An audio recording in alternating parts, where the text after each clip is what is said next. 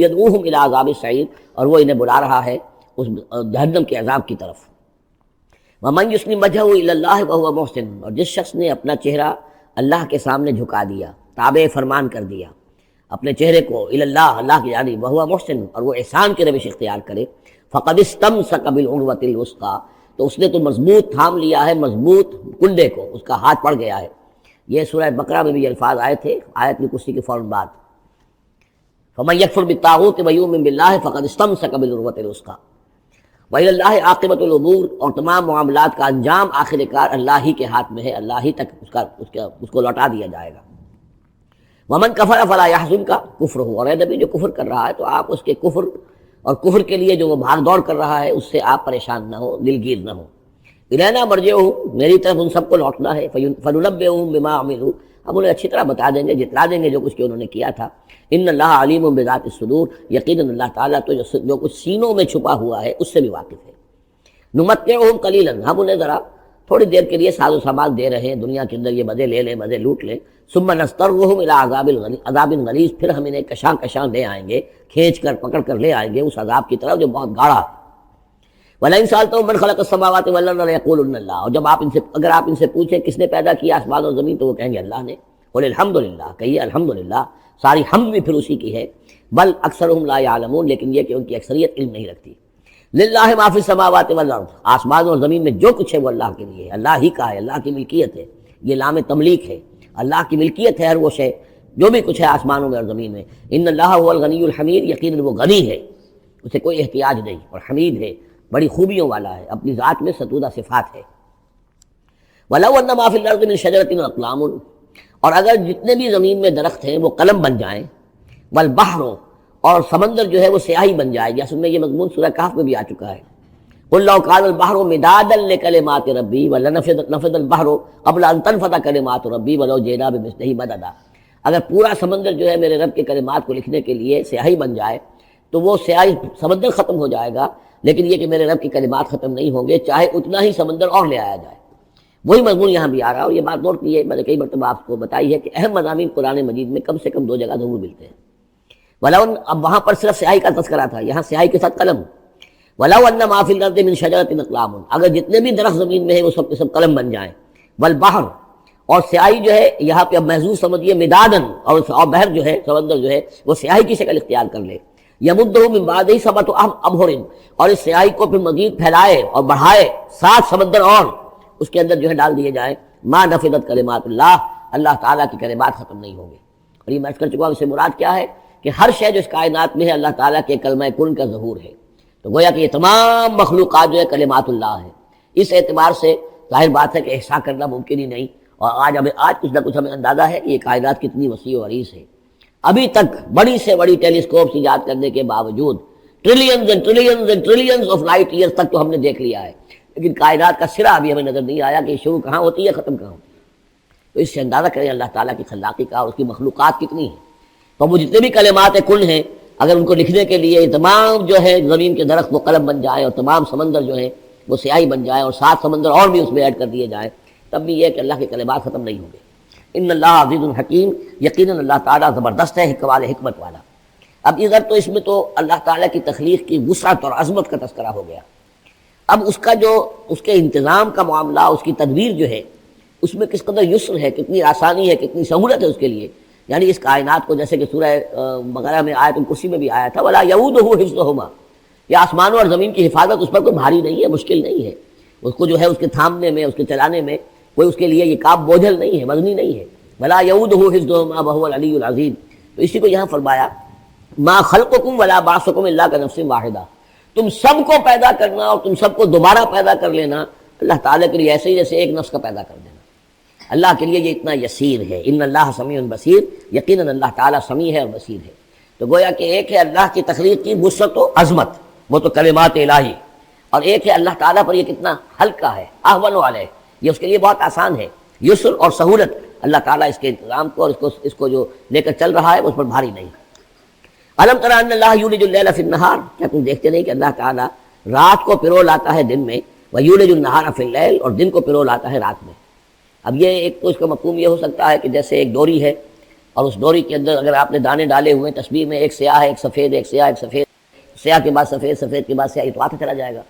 ایک یہ ہے کہ کبھی دن بڑھتا ہے اور رات گھٹتی ہے، گویا کہ دن جو ہے رات میں داخل ہو رہا ہے، کبھی رات بڑھنے لگتی ہے دن گھٹنے لگتا ہے، گویا کہ دن جو ہے وہ رات کو انکروچ کر رہا ہے، رات کے حصے کو گویا کہ اس نے قبضے میں کر لے لیا ہے۔ تو اس طریقے سے اللہ تعالیٰ پھرو دیتا ہے رات کو دن میں، دن کو رات میں۔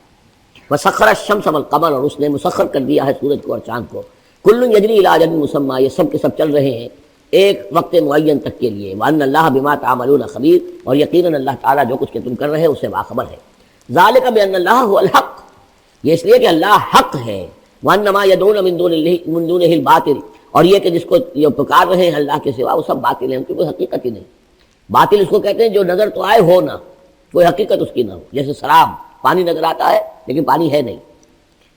وان اللہ هو العلی الکبیر، اور یقیناً اللہ تعالیٰ ہی ہے سب سے بلند و بالا اور سب سے بڑا اور عظمت والا۔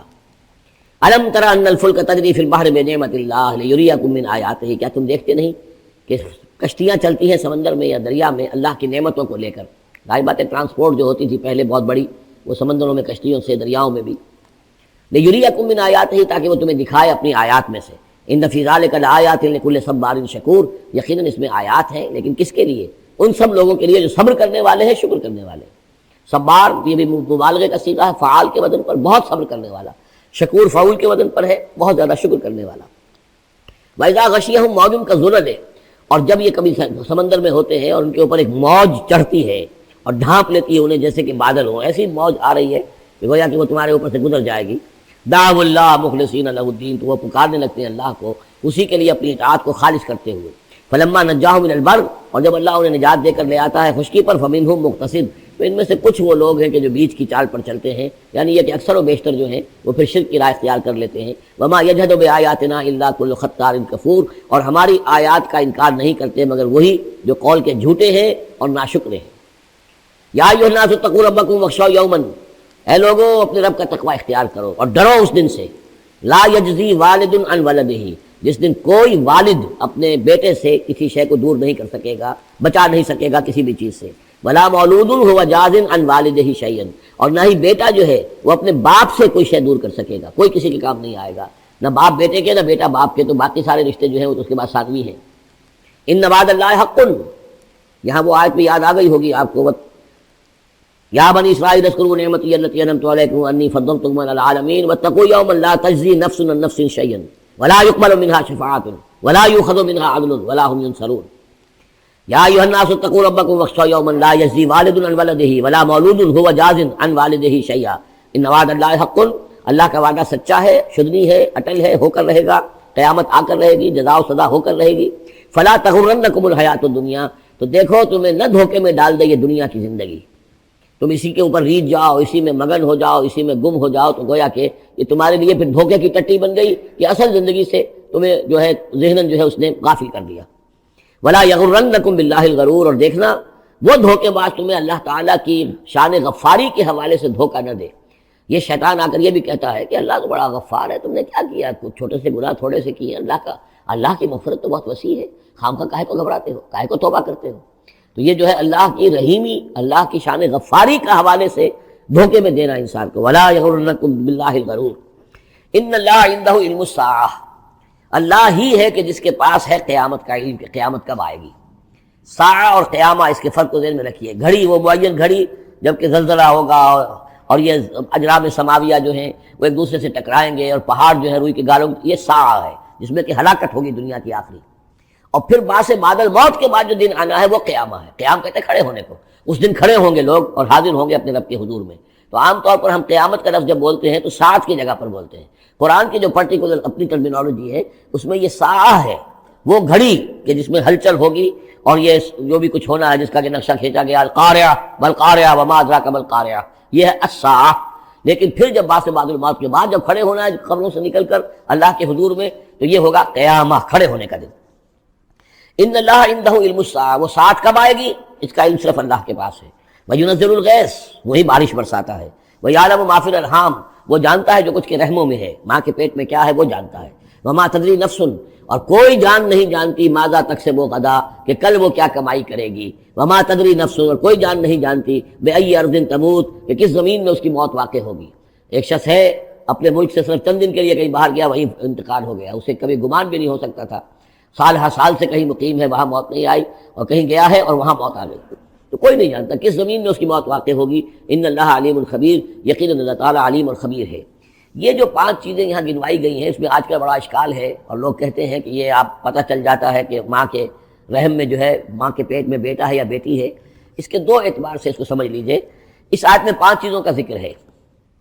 پہلی چیز میں حصر کا اسلوب ہے کہ یہ چیز صرف اللہ کو معلوم ہے، اگرچہ یہاں یہ نہیں لکھا ہوا ہے کہ اللہ کے سوا کوئی نہیں جانتا، پھر بھی چونکہ حصر کا اسلوب ہے، ان اللہ عندہ علم الساعہ، یقیناً اللہ ہی ہے جس کے پاس ہے قیامت کا علم، ساعت کا علم۔